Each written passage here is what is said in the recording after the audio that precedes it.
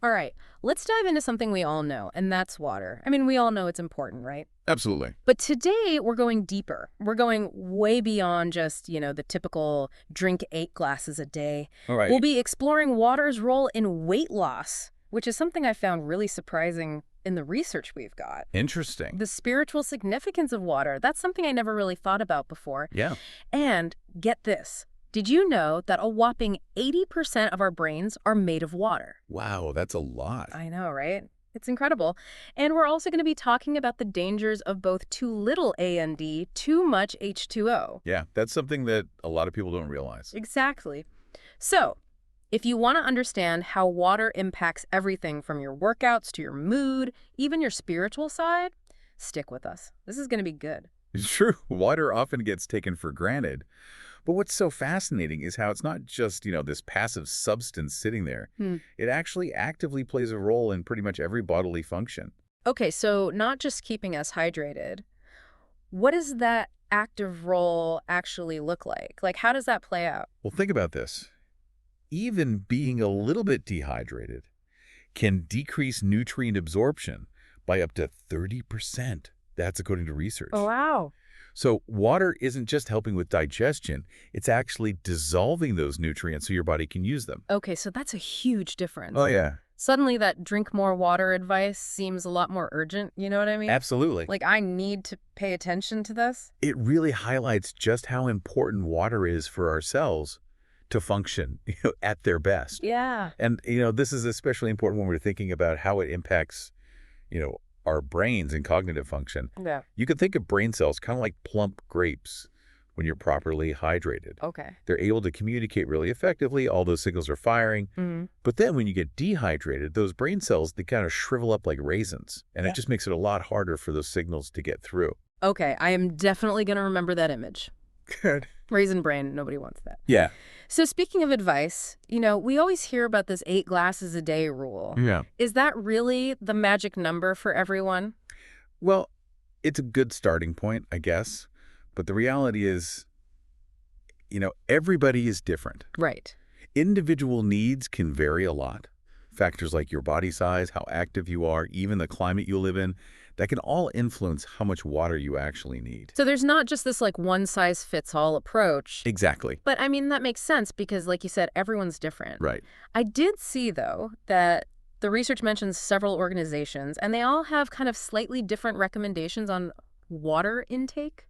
Anything, any kind of highlights or takeaways there? Well, yeah. So the National Academy of Medicine, for example, suggests around 13 cups a day for men and 9 for women. Okay. But then you've got the Institute of Medicine, and they take into account all fluids, not just water. Right. So they recommend a bit more than that. And then there's the UK's Eat Well Guide.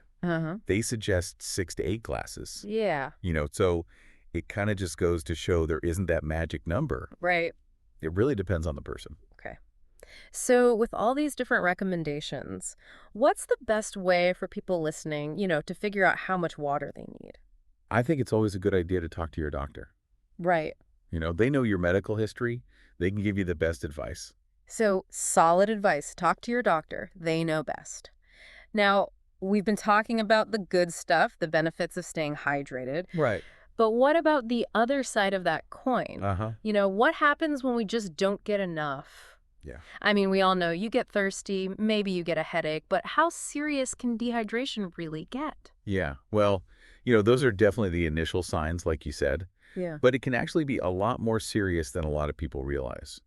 You can also have fatigue. You can have mood swings. Some people even experience dizziness and confusion. Wow. And in severe cases, it can actually be life-threatening. Really? Especially, for older adults and infants. Those are really the vulnerable groups. That's a good point. It's like a reminder to really pay attention to those early signs. Yeah. Not to just brush them off. Exactly. Now, this is something that really surprised me when I was looking at the research. Okay. You can actually drink too much water. You can. I know, it sounds strange, right? It does. But some research suggests that there are actually downsides to overhydration. So what's the science behind that? What's going on there? Or, like you said, you can have too much of a good thing. Yeah. It's rare. Okay. But it can happen. Right. It's called hyponatremia, and it's basically like water intoxication. Water intoxication, that sounds pretty intense. What's actually happening in the body when that when that occurs? Well, basically what happens is you drink so much water Yeah. that it dilutes the sodium in your blood, and sodium is an electrolyte. And it's really important for regulating the fluid balance in the body.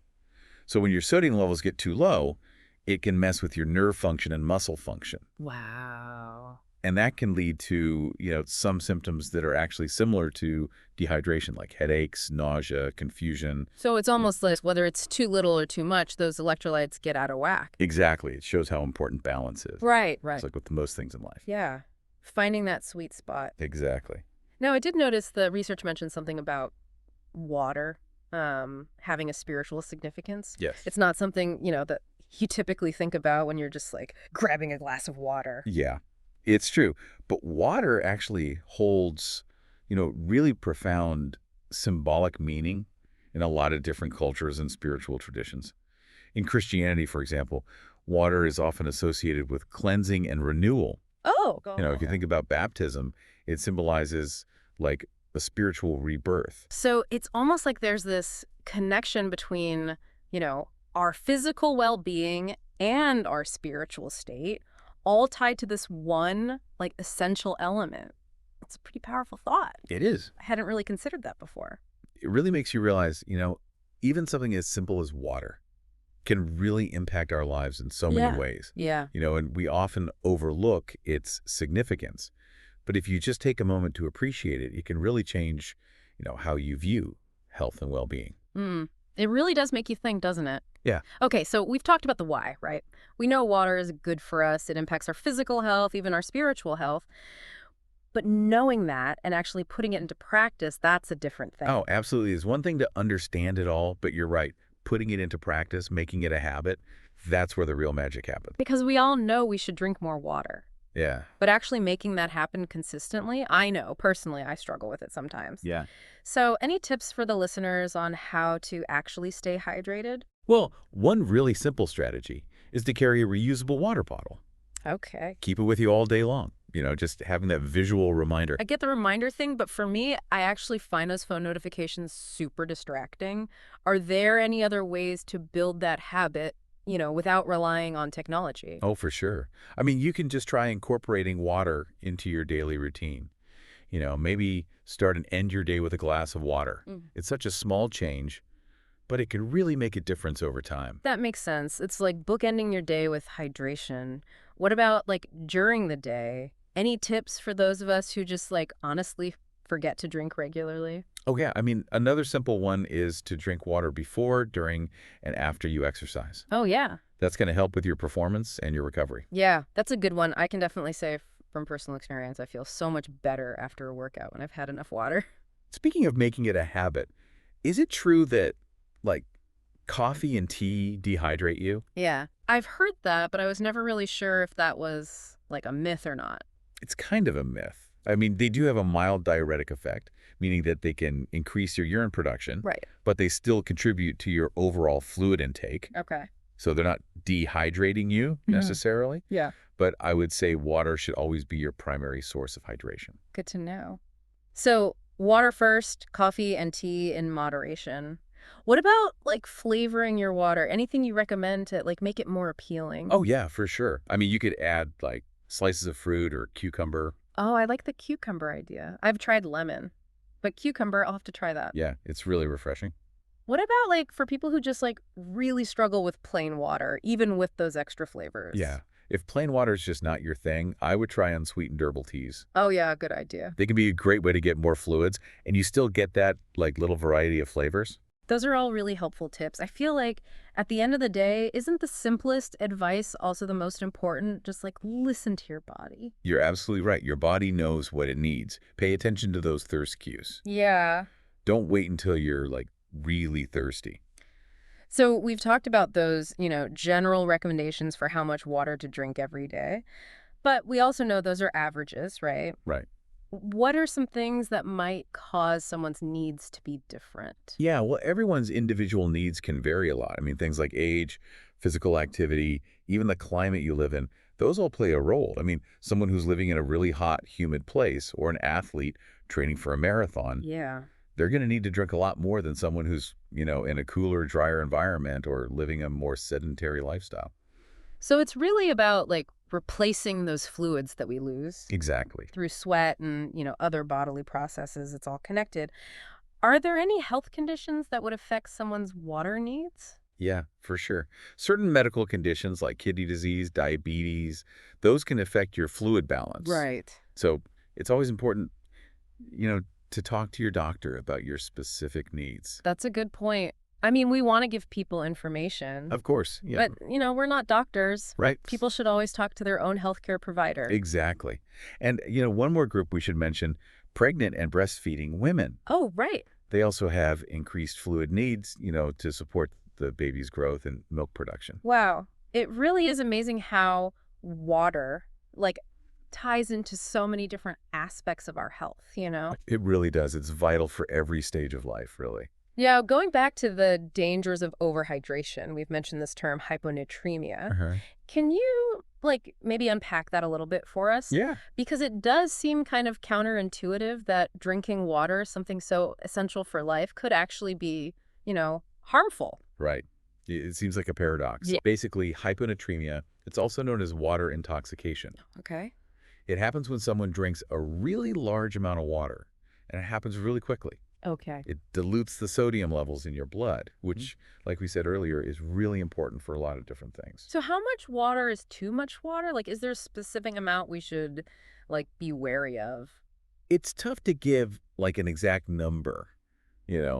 Everyone's tolerance is a little bit different, Okay. but in general, it's more likely to occur when you drink a lot of water in a really short period of time, Mm. especially if you're not, sweating a lot. So, like, those runners you see sometimes, at the end of a marathon chugging gallons of water, they'd be more at risk. Yeah, that's a good example of a scenario where it could happen. Yeah. But I will say that hyponatremia, it's relatively rare. Okay. Most people don't really need to worry about accidentally drinking too much water. That is reassuring. Yeah.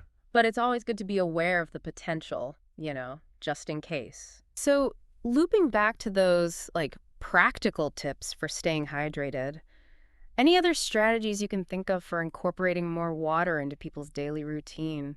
Yeah, I mean, we've already covered some good ones, right? We talked about keeping a reusable water bottle with you, setting reminders, maybe trying to choose water instead of sugary drinks, Yeah. adding some flavor, listening to your body's cues. Okay. A couple more things.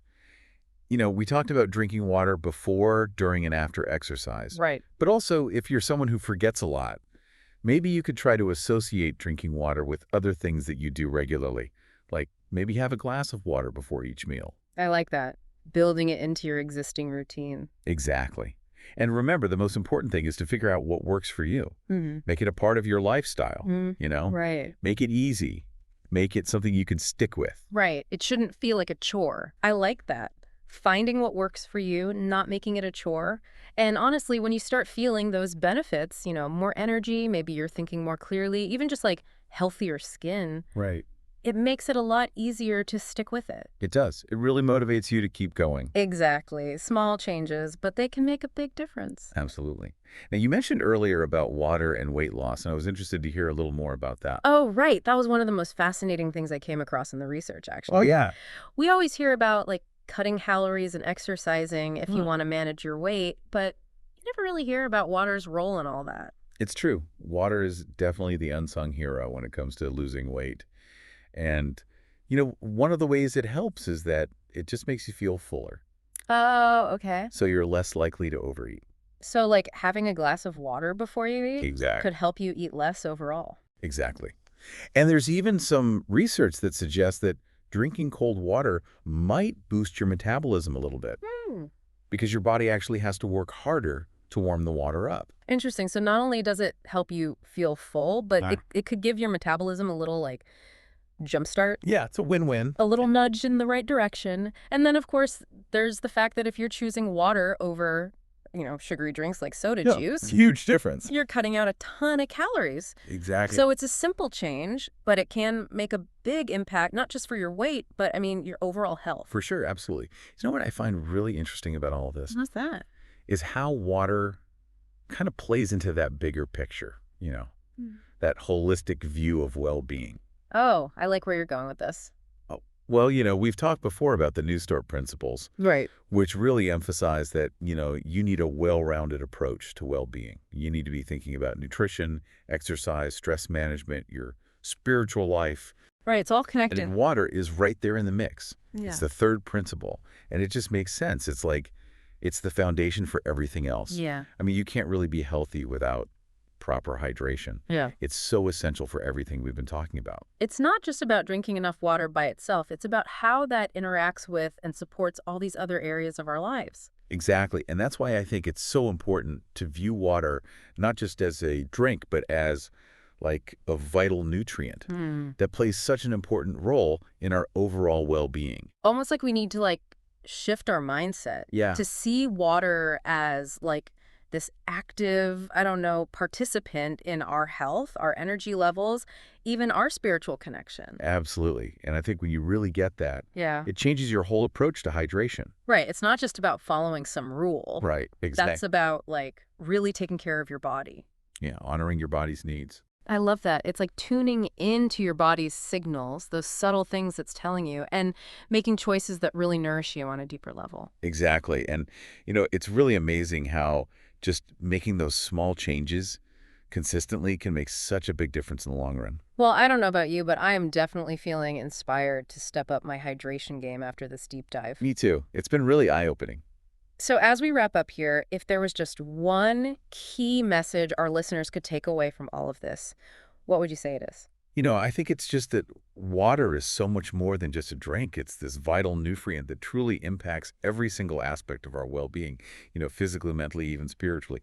And when we make hydration a priority, when we choose to nourish ourselves with water, that's how we can really unlock a whole new level of health and vitality. Beautifully said. And on that note, we'll leave you with one final thought. If our bodies are mostly made of water, and water has such a huge influence on how we feel physically, mentally, and even spiritually, what does that say about how important it is to stay well hydrated? It's something to think about as you reach for that next glass of water. Until next time, happy hydrating!